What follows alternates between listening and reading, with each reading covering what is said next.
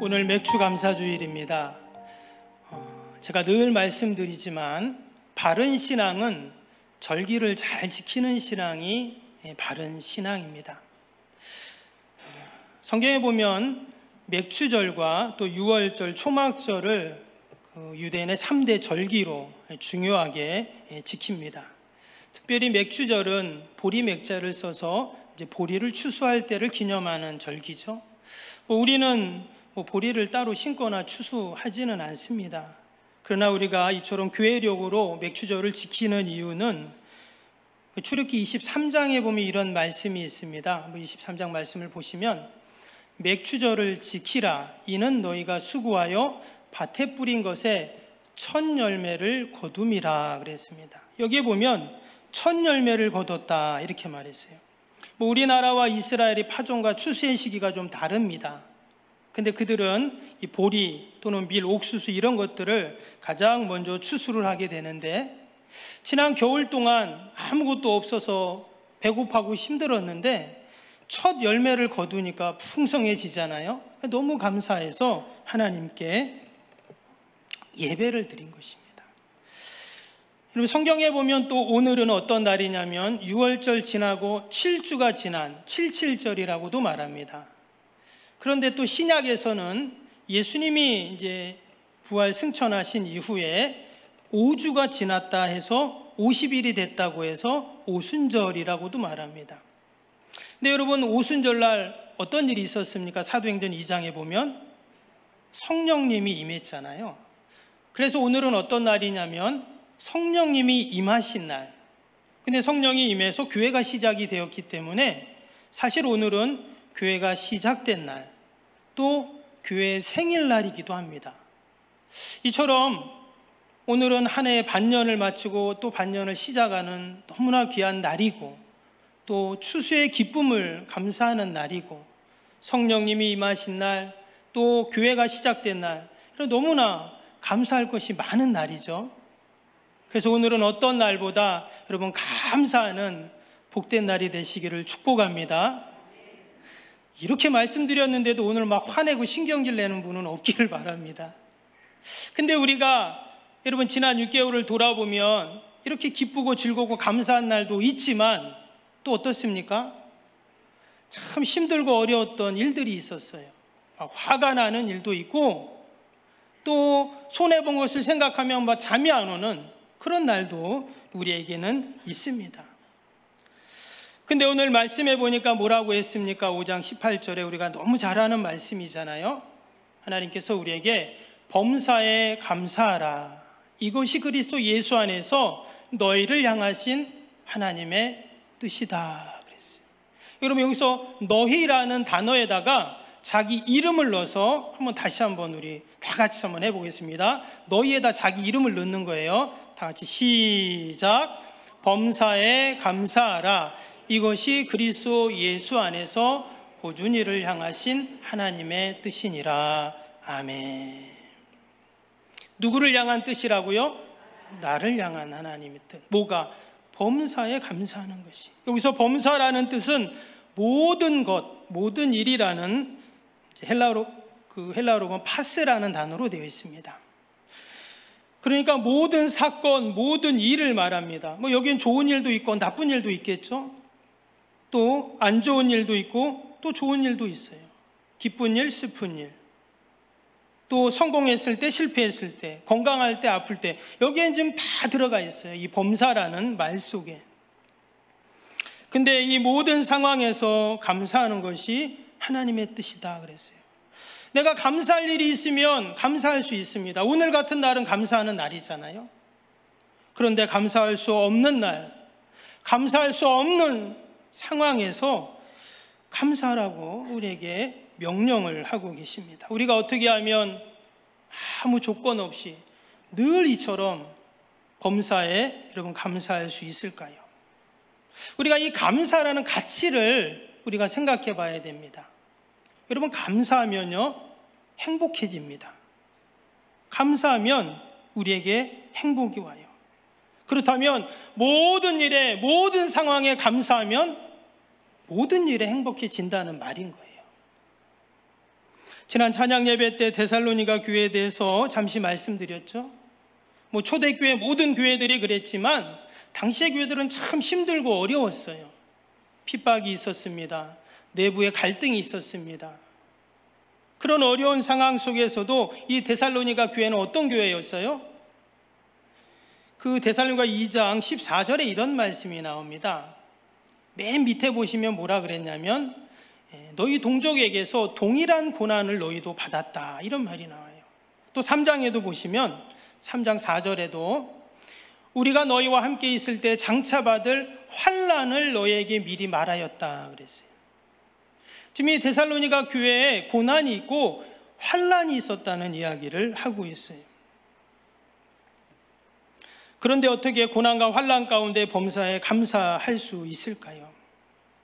그럼에도 불구하고 이 데살로니가 교회는 우리가 아는 것처럼 데살로니가에서 1장에 보면 당시 마게도냐 지역 또 아가야 지역에 믿음의 본이 되는 교회였다, 이렇게 나오죠.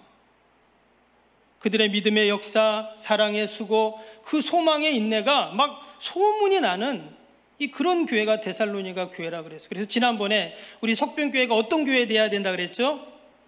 데살로니가 교회 같은 교회 돼야 된다, 이런 말씀 나눴잖아요.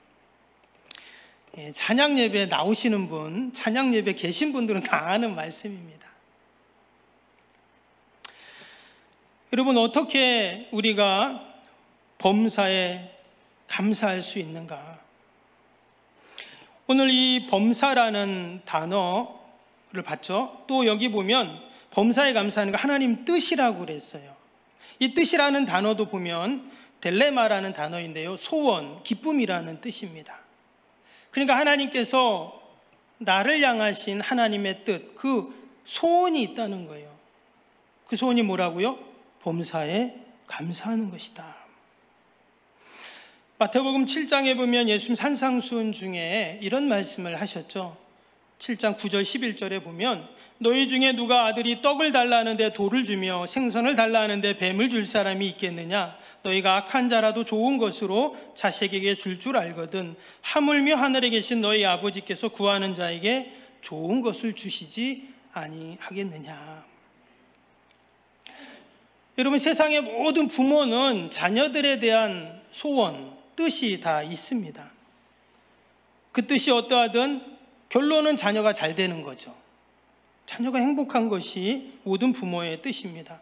심지어 악한 부모도 자식에게 좋은 것을 주고 잘 되기를 바라는 범입니다. 하나님이 왜 우리에게 범사에 감사하는 것이 하나님의 뜻, 소원, 기쁨이라고 말씀하셨는가? 심지어 구약에는 감사의 절기까지 정했어요. 그래서 아예 그날은 감사하는 예배를 드리라고 아예 율법으로 정하시기까지 했습니다. 왜 이렇게 하셨는가? 그것은 바로 감사가 우리에게 주는 너무나 큰 유익이 있고 또한 풍성한 행복이 있기 때문에 그렇다는 것입니다. 시편 50편에 보면 감사로 제사를 드리는 자가 그랬어요. 감사로 제사를 드리는 자가 밑에 보니까 하나님의 구원을 볼 것이다, 이렇게 말씀하고 있습니다. 여기서 구원은 궁극적인 우리가 천국 가는 구원도 있지만 이 땅에 살아가면서 모든 삶의 문제가 해결되는 일반적인 구원을 말합니다. 하나님의 절대 권능의 구원, 이것을 하나님이 감사로 제사를 드리는 자, 감사로 예배 드리는 자에게 하나님이 주신다고 말씀했어요. 그 대표적인 예가 요나입니다. 우리가 요나 얘기 잘 알죠?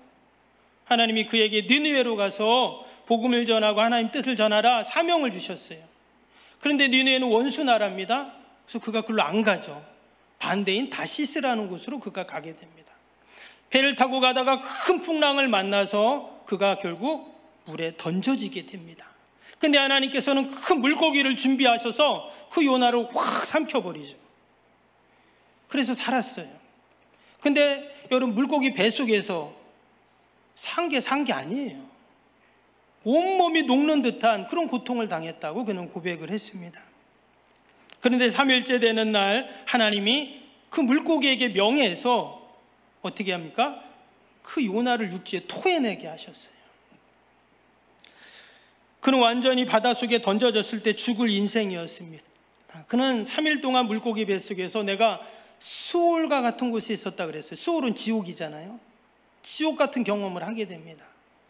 지옥 같은 상황에 있었어요. 그런데 그가 어떻게 이렇게 살아나고 구원받을 수 있었는가? 그가 물고기 뱃속에 있을 때요, 2장 9절에 나옵니다. 나는 감사하는 목소리로 주께 제사를 드리며 나의 소원을 주께 갚겠나이다. 구원은 여호와께 속하였나이다 하니라. 이랬더니 10절에 물고기가 웩 하고 토한 거예요. 희한하죠? 9절에 하나님 앞에 하나님, 내가 감사의 목소리로 하나님께 예배드립니다, 이렇게 기도하고 찬양하고 나니까 물고기가 웩 하고 토하는 거예요. 이게 그냥 우연이 아니잖아요. 즉 우리가 수올과 같은 물고기 뱃속과 같은 그런 상황에 있을지라도 어떻게 해요? 하나님께 감사의 목소리로 내가 나아가면 하나님께서 우리를 구원하시는 이러한 놀라운 역사를 여러분 경험하게 될 줄로 믿습니다. 이제 그는 물고기 뱃속에서 나와가지고 깨끗한 공기를 마시고 땅을 밟고 햇빛을 보는 이런 은혜를 그가 누리게 됩니다. 혹시 우리 중에 여전히 지금 물고기 뱃속에 있는 요나처럼 지옥과 같은 그런 경험을 하고 계신 분이 계시다면, 요나처럼 감사의 목소리로 하나님께 올려드림으로 물고기 뱃속에서 나와가지고 좋은 공기 마시고 하나님이 주시는 햇빛 맞고 여러분 놀라운 구원의 은혜를 경험하는 복이 있기를 축복합니다. 때문에 감사하는 모든 문제를 푸는 열쇠가 됩니다. 우리가 문제를 만났을 때 불평하는 사람이 있고 감사하는 사람이 있어요. 우리가 지난 6개월 동안 여러분 내가 만난 모든 사건과 사고 앞에서 나는 감사했는가, 또 나는 불평했는가, 우리가 자신에게 물어봐야 돼요. 그리고 남은 6개월은 내가 어떻게 살아야 돼요? 하나님의 뜻이 범사에 감사하는 거라고 했으니, 범사에 감사하면 하나님이 범사에 우리에게 행복을 주신다고 하셨으니 내가 날마다 감사하겠습니다 하는 고백으로 사는 저와 여러분이 되시기를 축복합니다. 영국의 유명한 성서학자이고 주석가인 매튜 목사님이 계십니다. 이분이 성경 전체를 주석을 쓰신 아주 유명하신 분인데요, 이분이 한 번은 여러 지역을 다니면서 복음을 전하고 또 교회를 섬기는 때에 한 번은 어느 지역에 복음을 전하다가 오다가 강도를 만난 거예요. 근데 늘 다니던 길이었는데 강도를 만난 거예요. 그래서 있는 것을 다 빼앗겨 버립니다. 그리고는 집에 돌아왔어요. 가족들이 그 모습을 보고 깜짝 놀랍니다. 그때 목사님이 가족들을 안정을 시키고 자신의 방으로 조용히 들어갑니다. 그리고는 회개 기도를 했어요. 기도 내용이 뭐였냐면, 하나님, 저는 지난 10년 동안 똑같은 길을 다니면서 아무 사고도 없었는데 그거에 대해서 감사가 없었습니다. 무사히 집에 돌아온 것이 당연한 일이라고 생각하고 감사가 없었습니다. 하나님, 저를 용서해 주세요. 이제부터는 그 골목길을 지나 무사히 집으로 올 때마다 감사하는 자가 되게 하여 주옵소서, 이렇게 회개 기도를 했답니다. 그리고 나서 다시금 이어서 감사 기도를 합니다. 어떤 감사 기도를 했냐면, 첫 번째, 이전에 한 번도 강도를 만나지 않은 것에 하나님 감사합니다. 두 번째는 강도가 내 지갑만 가져갔지 내 생명은 가져가지 않으니 감사합니다. 세 번째는 하나님, 가져간 것도 있지만 내가 있는 것이 더 많으니 감사합니다. 그리고 마지막 기도가 참 귀한 기도인데 뭐였냐면, 하나님, 내가 강도를 당한 자가 되고 강도가 아닌 것에 감사합니다, 이렇게 기도했어요. 내가 강도가 되지 않고 강도 당한 자가 된 게 감사하다는 고백을 하는 거예요. 얼마나 귀한 감사의 영성입니까? 아마 보통 사람 같았으면, 아마 나 같았으면 이랬을 거예요. 하나님, 어떻게 복음을 전하고 오는데, 주님 일을 하는데 이런 일을 당합니까? 하나님, 벼락을 쳐가지고 그 강도를 하나님 어떻게 해주세요. 아마 이렇게 기도할 수 있어요. 생각할 수 있습니다. 그러나 이 목사님은 불평이 아니라 감사를 선택한 것이죠. 그랬더니 뭐가 찾아옵니까? 행복이 찾아왔습니다. 이처럼 우리가 감사하면 하나님은 반드시 행복을 주시는 줄로 믿습니다. 우리가 범사에 감사하면 하나님은 범사의 행복을 경험하게 하십니다. 이 말은 다른 말로 하면 우리가 감사할 때 하나님은 또 다른 감사를 계속 이어서 주신다는 거예요. 시편 30편 11절 12절에 보면 주께서 나의 슬픔이 변하여 내게 춤이 되게 하시며 나의 베옷을 벗기고 기쁨으로 띠띠우셨나이다. 이는 잠잠하지 아니하고 내 영광으로 주를 찬송하게 하심이니 여호와 나의 하나님이여 내가 주께 영원히 감사하리이다. 여기 마지막에 보면 시편 기자가 이렇게 고백했어요. 내가 주께 영원히 감사하리이다. 이 말은 범사에 감사하겠습니다는 같은 말이에요. 왜 그가 영원히 하나님께 감사한다고 지금 합니까? 내가 감사할 때 하나님이 슬픔이 변하여 춤이 되게 하시고 기쁨으로 바꿔주시니까 내가 감사하는 게 맞구나, 늘 감사해야 되겠구나, 이렇게 지금 고백을 하는 것입니다. 마치 감사는 부메랑과 같아서 내가 감사하면 또 다른 감사의 조건들을 하나님은 우리에게 주시는 줄로 믿습니다. 성경 다음으로 유대인들에게 몇천 년 동안 지혜서라고 알려지는 탈무드에 보면 감사에 대한 이런 말씀이 있습니다. 여러분, 세상에서 가장 현명한 사람은 배우는 사람이라고 그랬어요. 그리고 세상에서 가장 강한 사람은 자기 자신을 이기는 사람. 근데 세상에서 가장 행복한 사람은 어떤 사람일까요? 다 가르쳐드렸는데 감사하는 사람이라는. 혹시 이 그림을 보신 적이 있으신지 모르겠어요. 한번 사진 한번 보여주실래요? 아마 한 번쯤 어디서 보신 그림이죠.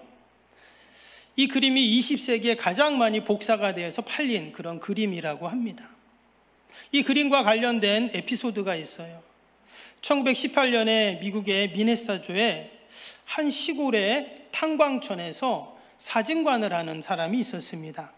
그름이 에릭 앤스트롬이라는 분인데, 그분이 하루는 사진관에 있는데 아주 남루한 또 처량해 보이는 세상의 모든 그 지친 것을 다 가지고 이렇게 들어오는 한 노인이 있었습니다.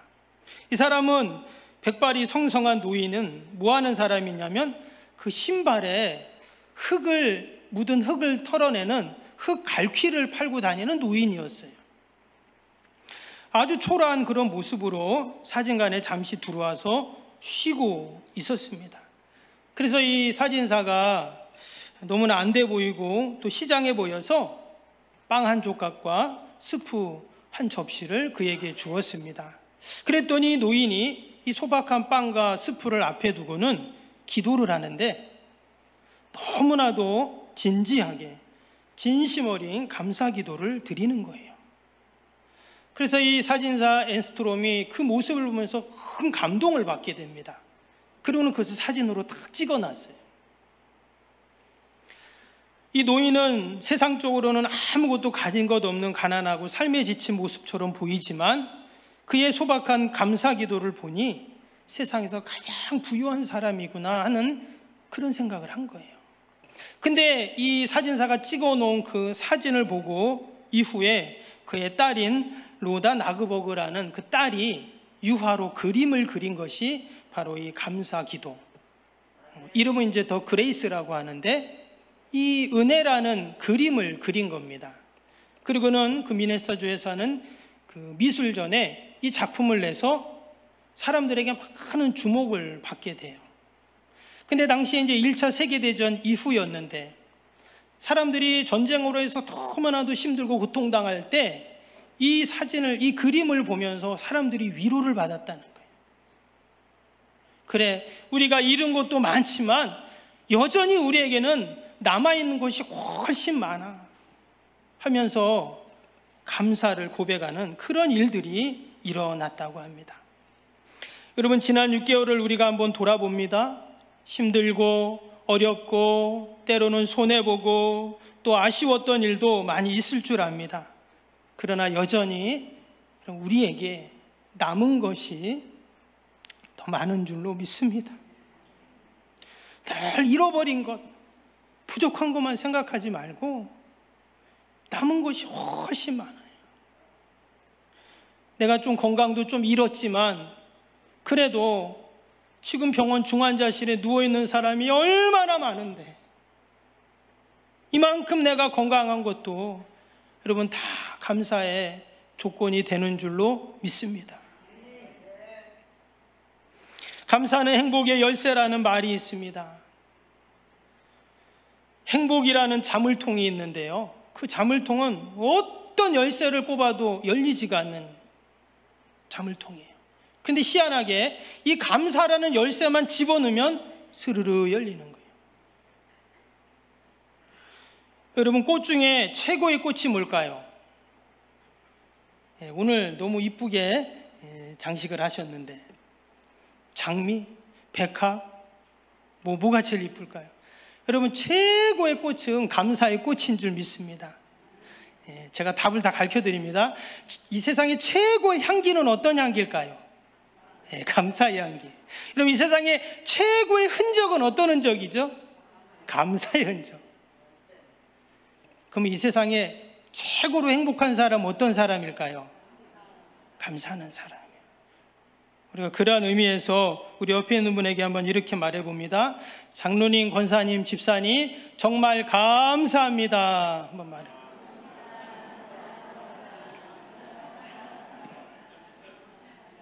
그러면 속으로 뭐가 감사하지? 이럴 수도 있어요.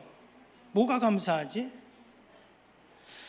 그 인사이드 에디션이라는 미국의 뉴스 진행자로 유명한 데보라 노빌이라는 여인이 있습니다.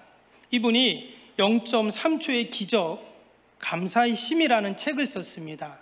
이 책인데요, 아주 베스트셀러가 된 책입니다.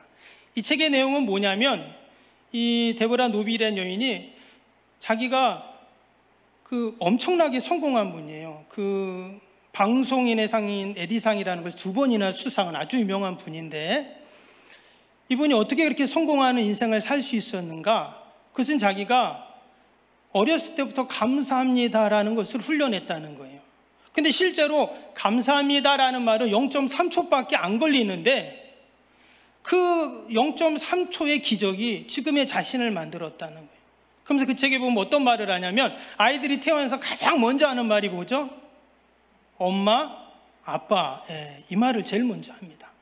근데 제가 실제로 아이를 3 키워보니까 그거보다 더 빨리 하는 게 뭔지 아세요? 싫어. 이거를 먼저 하더라고. 가르쳐주지도 않았는데 싫어. 이 말을 가장 먼저 애들이요. 그래서 저 개인적으로는 그래서 우리가 다 원죄를 갖고 태어나 보다. 싫어라는 말을 하더라고요. 지금도 제가 기억을 해요. 근데 엄마, 아빠라는 말보다 더 먼저 가르쳐야 될 말이 있다는 거예요. 그게 뭐예요? 감사합니다. 이 말을 가르치는 거 아이한테. 그 아이는 반드시 그 인생은 성공할 거다 하는 말이에요. 여러분, 정말 우리가 지금 옆에 있는 분들에게 감사합니다 말했지만 정말 0.3초도 안 걸려요. 그런데 그게 안 돼요. 그러나 우리가 감사할 때 여러분, 그러한 은혜가 있고 능력이 있고 또한 성공이 있는 줄로 믿습니다. 여러분, 세상 사람들도 이 감사의 힘을 알아요. 그래서 그 감사를 사용하는 거예요. 근데 하물며 우리 하나님의 자녀들, 하나님의 백성들이 감사를 하지 않는다면, 특별히 오늘 범사에 감사라고 하신 이 하나님의 말씀 앞에서 우리가 다시 한번 우리가 지난 6개월을 돌아보고 또 남은 6개월 이런 감사의 사람이 되어서 우리도 늘 기적과 능력을 경험하는 은혜가 있기를 축복합니다. 다시 한번 옆에 분에게 이렇게 인사합니다. 감사합니다. 기도하겠습니다. 사랑과